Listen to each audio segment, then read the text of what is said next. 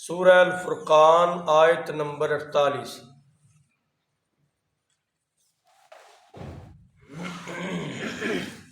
اعوذ باللہ السمیع العلیم من الشیطان الرجیم، بسم اللہ الرحمن الرحیم۔ وَهُوَ الَّذِي أَرْسَلَ الرِّيَاحَ بُشْرًا بَيْنَ يَدَيْ رَحْمَتِهِ وَأَنزَلْنَا مِنَ السَّمَاءِ مَاءً طَهُورًا لِنُحْيِيَ بِهِ بَلْدَةً مَيْتًا وَنُسْقِيَهُ مِمَّا خَلَقْنَا أَنْعَامًا وَأَنَاسِيَّ كَثِيرًا صدق اللہ العظیم۔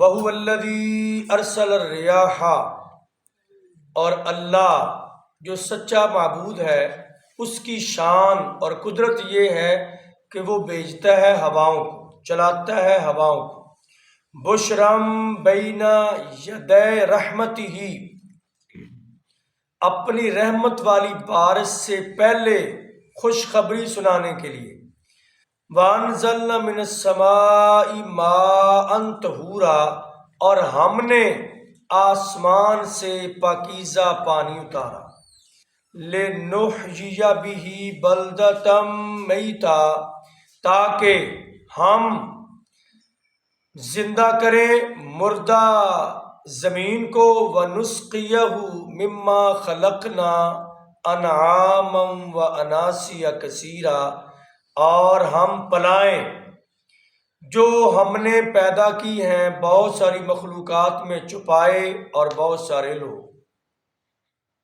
اور اللہ کی ذات وہ ہے جو بھیجتی ہے ہوائیں خوشخبری سنانے کے لیے بارش کے آنے سے پہلے، اور ہم نے نازل کیا آسمان سے پاکیزہ پانی تاکہ اس کے ذریعے ہم مردہ زمین کو آباد زرخیز رکھیں اور پلائیں بہت سارے چپاؤں کو جن کو ہم نے پیدا کیا، اور بہت سارے انسانوں کو جن کو ہم نے پیدا کیا۔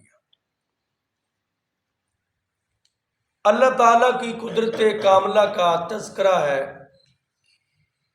کہ ایک وہ بدبخت لوگ ہیں جنہوں نے معبود بنایا ہے اپنے من پسند چیزوں کو، خواہشات کو، اور وہ بڑے عقل مند دانا شعور والے لوگ ہیں جنہوں نے اپنا معبود بنایا ہے کائنات کے خالق و مالک کو، اللہ کو۔ اس لیے بنایا ہے کہ اس کے اندر یہ قدرتیں ہیں اور یہ خوبیاں، یہ اوصاف، یہ قدرتیں اور کسی کے اندر نہیں۔ ہمیں کسی کے ساتھ بغض نہیں۔ اگر کوئی ایسی خوبی والا ہے تو ہم بھی اسے ماننے کے لیے تیار ہیں۔ قرآن یہ دعوت دیتا ہے کہ آئیے توحید سیکھیے ایسے انداز میں کہ یہ ایسے دلائل ہیں، اگر یہ قدرت، یہ خوبی، یہ طاقت کسی اور اللہ کے علاوہ ذات میں ہے تو پھر ہمیں بتلاؤ۔ اگر اللہ کے علاوہ یہ خوبی کسی اور شخصیت ہستی کے اندر نہیں تو پھر مان جاؤ کہ اللہ کے علاوہ مشکل کشا اور کوئی نہیں، اللہ کے علاوہ حاجت روا اور کوئی نہیں، اللہ کے علاوہ لوگوں کی بگڑی بنانے والا اور کوئی نہیں، صرف اور صرف خالق بھی اللہ، مالک بھی اللہ، حاجت روا بھی اللہ، گنج بخش رنج بخش بھی اللہ۔ تو وہ دلائل کیا ہیں؟ اللہ وہ ہے جو ہواؤں کو چلاتا ہے۔ ہوا اللہ کی بہت بڑی نعمت ہے۔ اگر ہوا نہ چلے خصوصاً گرمی کے موسم میں،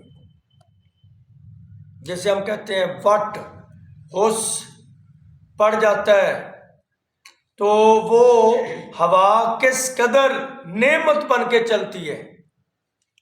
اور پھر ہواؤں کے بہت سارے فائدے ہیں۔ ہوا کے ساتھ انسان کی زندگی کا بھی تعلق ہے۔ ہوا بند ہو جائے سانس بند ہوتا ہے، اور پھر ہوا چلتی ہے تو بادل آتے ہیں، بادل اٹھتے ہیں، ہوا بادلوں کو اٹھاتی بھی ہے، بادلوں کو چلاتی بھی ہے، بادلوں کو بھگا بھی دیتی ہے۔ ہوا زمین کو صاف بھی کرتی ہے۔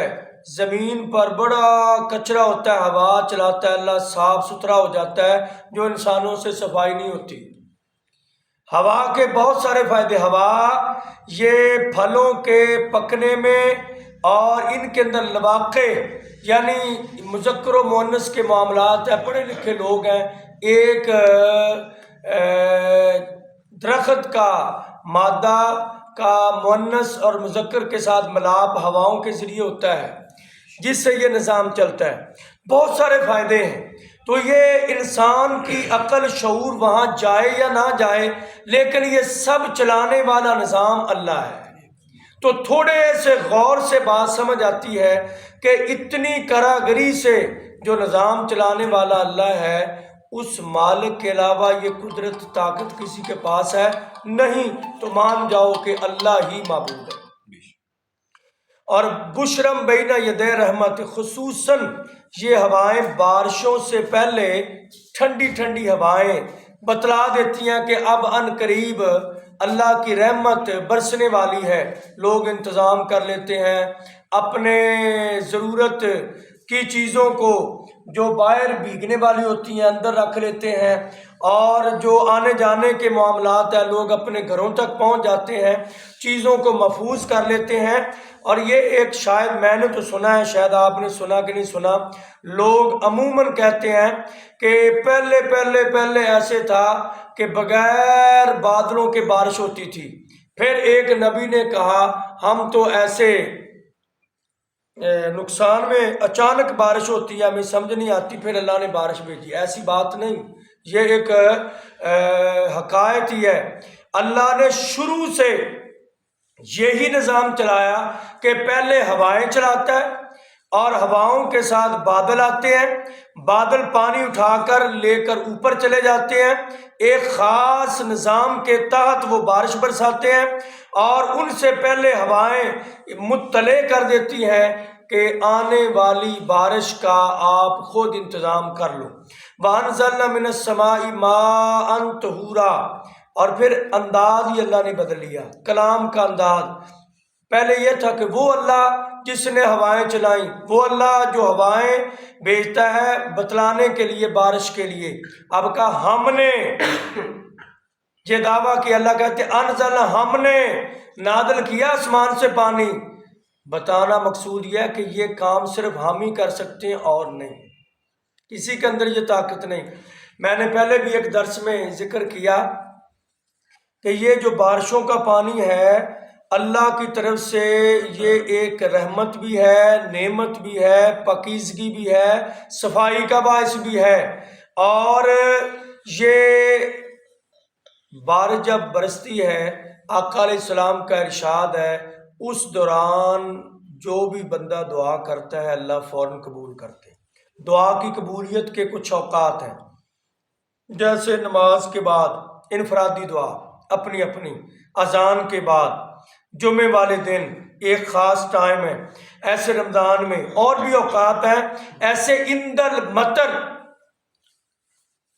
یا حدیث میں تحت المطر، بارش کے نازل جب اترتی ہے اس وقت دعا کرو اللہ فوراً قبول کرتے ہیں.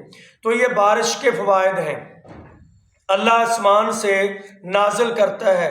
اور لیکن اس کے اور بھی بے پناہ فائدے ہیں کہ آسمان سے یہ اللہ نے جو بادل چھوڑے ہیں جو پانی زمین پر برساتے ہیں، بہت جلدی اتنی تیزی سے یہ قدرتی نظام چلتا ہے آپ کی سوچ بھی نہیں. اگر ہم ادھر سے پانی منتقل کریں فیصل آباد میں، ہمارا سپلائی کا نظام بھی ہو، کتنا ٹائم لگے گا، کتنی محنت آئے گی، کتنا خرچہ آئے گا، اور درمیان میں کتنے فالٹ بن سکیں گے، کتنی دیر بعد صفائی کا نظام کرنا پڑے گا. لیکن جب آسمان سے بارش برستی ہے، چنوٹ میں شروع ہوئی، چند لمحوں کے بعد فیصل آباد میں، چند لمحوں کے بعد سمندری میں، چند لمحوں کے بعد جڑا والے میں، چند لمحوں کے بعد لاہور میں، لمحے سیکنڈ کا وقفہ پڑتا ہے. اللہ کا یہ ٹینکروں کا نظام اتنی تیزی سے وہاں پہنچ جاتا ہے، اتنا انسان کا کوئی تیز جدید سائنس نے بھی نظام تیار نہیں کیا. اللہ کہتے ہیں یہ نظام ہمارا ہے. وَأَنزَلْنَا مِنَ السَّمَاءِ مَاءً طَهُورًا. اور طہورا کا معنی وہ پانی جو پاک ہوتا ہے اور پاک کرنے والا بھی ہے، پاک بھی ہے اور پاک کرتا بھی ہے، ناپاک چیزوں کو پاک کر دیتا ہے۔ اس لیے نبی صلی اللہ علیہ وسلم سے پوچھا گیا کہ مدینہ منورہ میں ایک کنواں تھا، اسے بئر بضاع کہا جاتا تھا، اس کے اندر بڑا پانی تھا اور لوگ اس میں کچرا بھی پھینک دیتے تھے، اس میں کچھ ناپاک چیزیں بھی، حدیث میں کتے مرے بھی پھینک دیتے تھے۔ پھر صحابہ اکرام نے پوچھا کہ وہاں سے پانی اگر نکالے کوئی تو اس سے وضو کرنا کیسا ہے؟ فرمایا پانی پاک ہے، وہ چلتا پانی ہے، وہ گندگی کو ختم کر دیتا ہے، بہا دیتا ہے، چلتا پانی پاک ہے اور ناپاک چیزوں کو پاک کرتا ہے۔ اور یہ تو آسمان کا پانی ہے جو نجاستوں کو صاف کر دیتا ہے، اور آدمی اندازہ لگائیے سمندروں سے اگر اٹھتا ہے نا پانی، سمندروں کا پانی انتہائی کھارا، کڑوا اور نمکین اور پینے کے لیے انتہائی نقصان دہ، آپ پی نہیں سکتے، پی لے تو شدید بیمار ہو سکتے ہیں اور فصلوں کے لیے بھی نقصان دہ ہے۔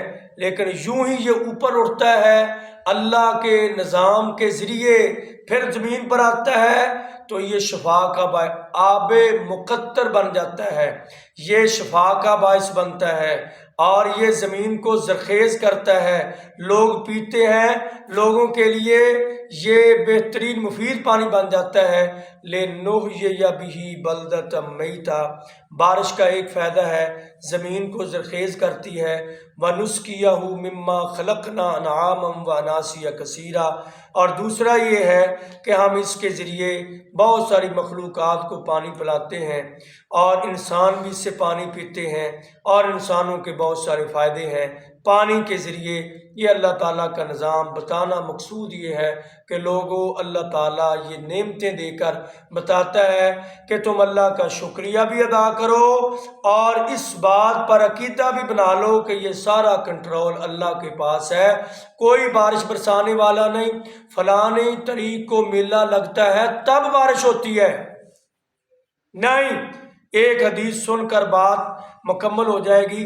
حدیبیہ کے موقع پر نبی صلی اللہ علیہ وسلم آئے، 1400 صحابہ کرام ساتھ تھے، تو وہاں بارش برس گئی صبح کے وقت۔ آپ نے فرمایا آج مجھے اللہ کے ذریعے فرشتے نے بتلایا کہ کچھ لوگوں نے کہا یہ بارش برسی ہے، فلانا ستارہ ادھر سے ادھر آیا تب بارش آئی ہے، فلانی وجہ سے۔